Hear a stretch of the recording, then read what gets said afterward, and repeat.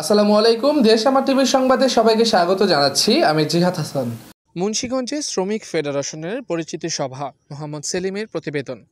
Bangladesh CNG autorickshaw হালকাযান পরিবহন শ্রমিক federation Munshiganj জেলা শাখার নবগঠিত কমিটির পরিচিতি সভা অনুষ্ঠিত হয়েছে। রোববার বিকেল 5টার দিকে ফ্রেন্ডস কিচেনে এই পরিচিতি সভা অনুষ্ঠিত হয়। এতে প্রধান অতিথি হিসেবে উপস্থিত ছিলেন কেন্দ্রীয় কমিটির সভাপতি বীর মুক্তিযোদ্ধা আবুল হোসেন।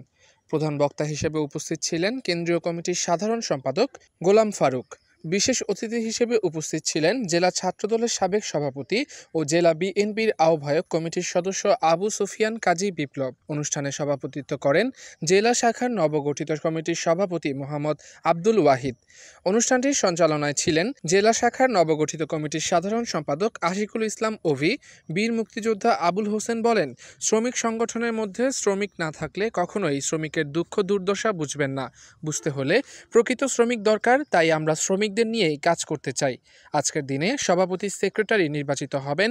সবার আগে আপনাদের সরকারি আইন কানুন জানতে হবে, আইনের বই পড়তে হবে। একজন শ্রমিক তার অধিকার কিভাবে প্রতিষ্ঠিত করবে? একজন শ্রমিকের যদি বৈধ লাইসেন্স না থাকে তাহলে সে শ্রমিক বলে গণ্য হবেন না।